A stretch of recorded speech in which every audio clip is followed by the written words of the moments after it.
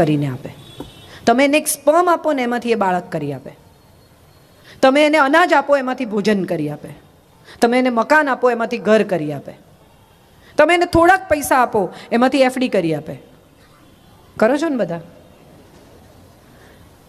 અને આ બધાની સામે તમે એને તિરસ્કાર આપો તો પણ એ અનેક ગણો કરીને પાછો આપે. તમે એને અપમાન આપો તો પણ અનેક ગણું કરીને પાછું આપે. કારણ કે આ તો એની પ્રકૃતિ છે. ધરતીમાં તમે બાજરો વાવો એટલે અનેક ગણો થઈને ઉગે જ. તમે ઘઉં વાવો એટલે અનેક ગણા થઈને ઉગે જ.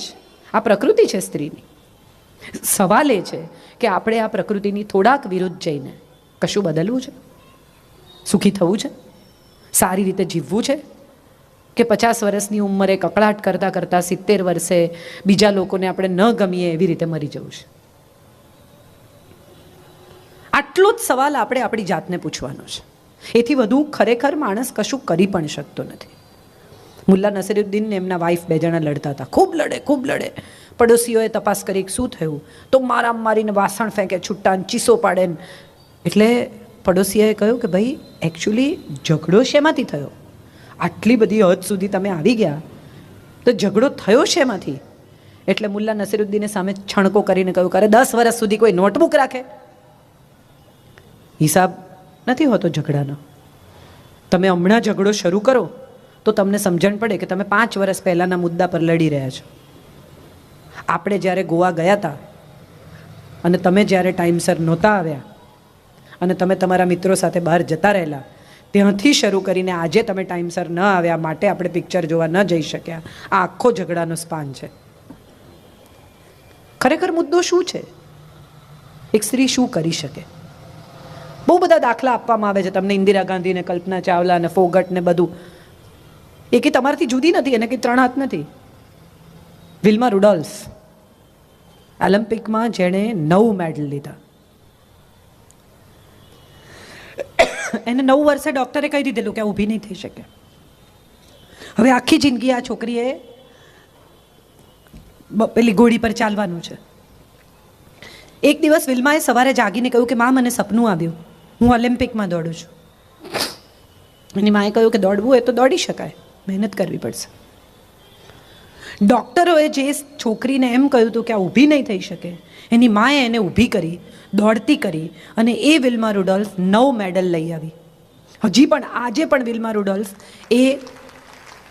એનો વિક્રમ કોઈ તોડી શક્યું નથી. તાળી પાડવાથી કંઈ નહીં થાય. આપણે બધા છે ને તરત પાછું આપી દઈએ. વક્તા સારું બોલે ને એટલે તડતડાટ તાળી પાડી દેવી. તમે સારું બોલ્યા, ઘેર લઈ જાઓ, ચલો અમારા એપ્રિસિએશન પતી ગયું.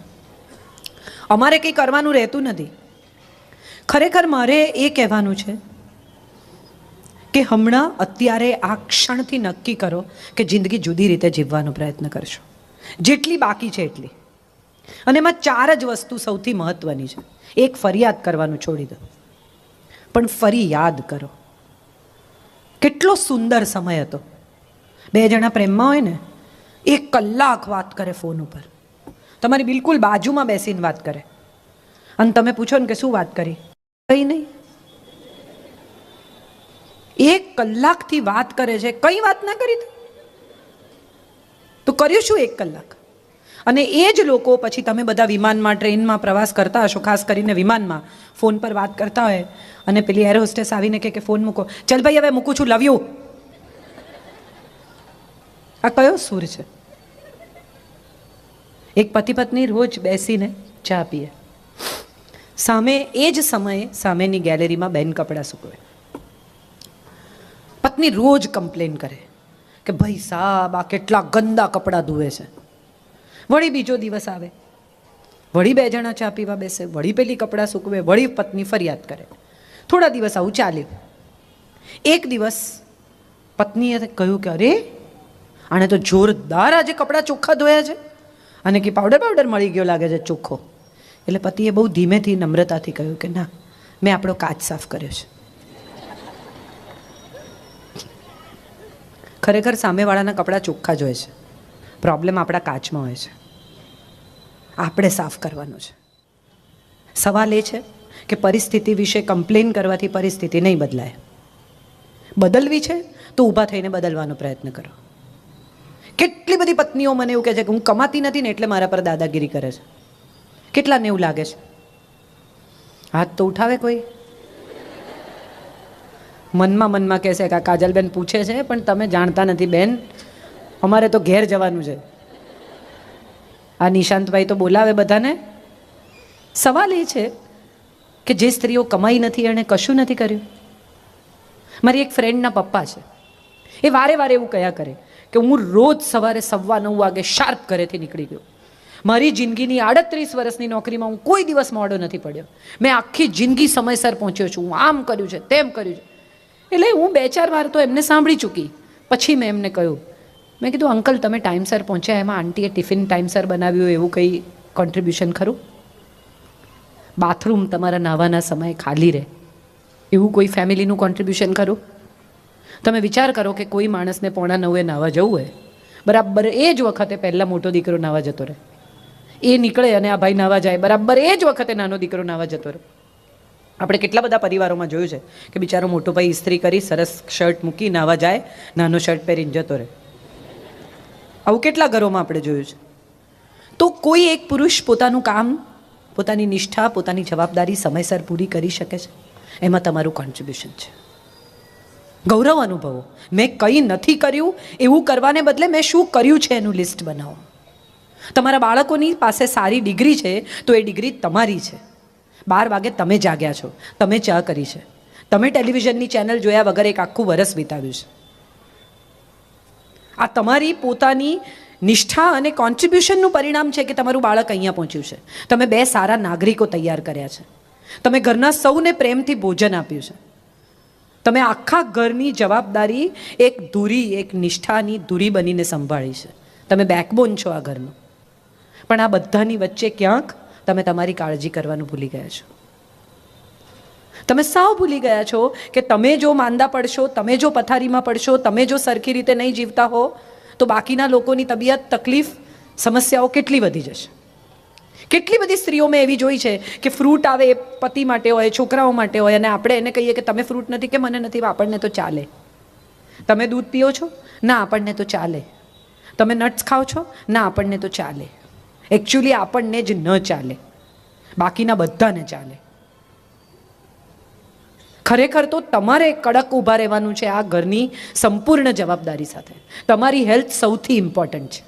અને બીજી બહુ જ મહત્ત્વની વાત જે મારે કહેવાની છે એ છે કે કેટલી બધી મમ્મીઓ એવું કહે છે કે અમે તો અમારી દીકરીને દીકરાની જેમ ઉછેરીએ છીએ. વેરી નાઇસ, સારી વાત છે. પણ એનો અર્થ એ છે કે તમે એવું સ્વીકારી લો છો કે દીકરી કરતાં દીકરાનો ઉછેર બેટર છે, તો તમે એને દીકરાની જેમ ઉછેરો છો. કોઈ માં એમ કહે છે કે હું મારી દીકરીને મારા દીકરાને દીકરીની જેમ ઉછેરું છું. કેમ? એટલે દીકરીનો ઉછેર ખરાબ છે? એવી કેટલી મમ્મીઓ છે કે જે એના દીકરાને બેઝિક રાંધતા, વાસણ ઘસતા, લૂછીને ગોઠવતા, બટન ટાંકતા, કબાટ ગોઠવતા, બેઝિક કામો કરતા શીખવે છે. માટલા પાસે ઊભો રહીને છોકરો પાણી માંગે તો મમ્મી એવું કહે છે કે આપને બેટા ભાઈને પાણી આપવાનું. કેમ? ભાઈ જાતે ન લઈ શકે? સમોવડા હોવાની વાત અહીં આવે છે. પુરુષને ડિપેન્ડન્ટ બનાવવાને બદલે એને પણ ઇન્ડિપેન્ડન્ટ બનાવવાનો પ્રયાસ કરો. માત્ર દીકરીને ઇન્ડિપેન્ડન્ટ ન બનાવો, દીકરાને પણ ઇન્ડિપેન્ડન્ટ બનાવો. હવેની દીકરીઓ ભણેલી આવે છે. બોર્ડમાં 12 નંબર હોય એમાંથી 10 દીકરીઓ હોય છે. 5 નેશનલાઇઝ બેંક છે, એમાંથી 4 નેશનલાઇઝ બેંકની હેડ સ્ત્રીઓ છે. હવે આ દેશ જુદી દિશામાં છે. તમારી પુત્રવધુ જો ભણેલી ગણેલી આવશે, કામ કરતી આવશે, તો તમારા દીકરા સાથે એનું લગ્ન જીવન સુખી બનાવવું હોય ને તો તમારા દીકરાને થોડુંક કામ કરતા શીખવો. એને શીખવો કે એની પત્નીની દયા ખાય. જો એ 5 વાગે આવ્યો હોય અને એની પત્ની 7 વાગે આવવાની હોય તો 1 કપ ચા કરી રાખવામાં પુણ્ય છે, વેવલાઈ નથી. અને આ આપણે જ શીખવાનું છે. આ માં શીખવશે, આ બીજું કોઈ નહીં શીખવે.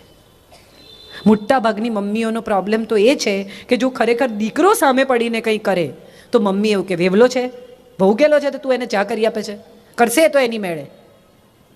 મારે એક બહુ સરસ વાત મારી અંગત અહીંયા શેર કરવી છે. હું જ્યારે પરણીને ગઈ સંજય સાથે, ત્યારે મારા સાસુ અત્યંત સારા વ્યક્તિ. આવા સાસુ સસરા હોવા એ પુણ્ય છે. પણ એમના સાસુ ભયાનક. મારા વડ સાસુ વિશે હું જ્યારે વિચારું ત્યારે મને એમ થાય કે મમ્મી આટલા વર્ષ કેમ વિતાવ્યા હશે. એક દિવસ મારાથી પૂછાઈ ગયું મમ્મીને. મેં કીધું મમ્મી તમને કંટાળો નથી આવતો? આ બા બોલ્યા જ કરે છે આખો દિવસ, માથું નથી ચડી જતું તમારું? તમે જવાબ પણ નથી આપતા બાને કોઈ દિવસ. એકવાર કહી દો ને કે બહુ થયું એમ. અને ત્યારે મમ્મીએ જે વાક્ય કહ્યું ને એ હું માનું છું કે મારા જીવનનું બ્રહ્મ વાક્ય છે. મારા સાસુએ એમ કહ્યું કે મેં તો ફોન મૂકી દીધો છે, એકલા જ બોલે છે. તમે સાંભળતા જ નથી તો કોણ શું બોલે છે એનાથી તમને શું ફરક પડે છે? તમારો ઉદ્વેગ, તમારી સમસ્યા, તમારા પ્રશ્નો, તમારી પીડા, તમારું ફ્રસ્ટ્રેશન, તમારું પેન ત્યારે છે કે જ્યારે તમે કોઈ વ્યક્તિની નેગેટિવ કમેન્ટ્સને સિરિયસલી લો છો. સબસે બડા રોગ ક્યાં કહેંગે લોગ. જો લોકો શું વિચારશે એ પણ આપણે જ વિચારવાનું હોય તો એ લોકો શું વિચારશે? આપણે બધા જ, બધી જ સ્ત્રીઓ સમાજના ભયથી જીવે છે. કયો સમાજ? આ તમે જ ઊભો કર્યો છે. આ નિયમો તમે જ બનાવ્યા છે. આ રીત તમે ઊભી કરી છે. કોઈ એક સ્ત્રી, હું ઊભી છું ને તમારી સામે, હું સોમવારની સાંજે તમારી સામે ઊભી છું, તમારી સાથે વાત કરી રહી છું, મને સાંભળવા માટે 2000 સ્ત્રીઓ આવી છે. કેમ હું એકલી જ છું આ કહેનારી? કેમ આ 2000 સ્ત્રીઓ આવી વાત નથી કરી શકતી?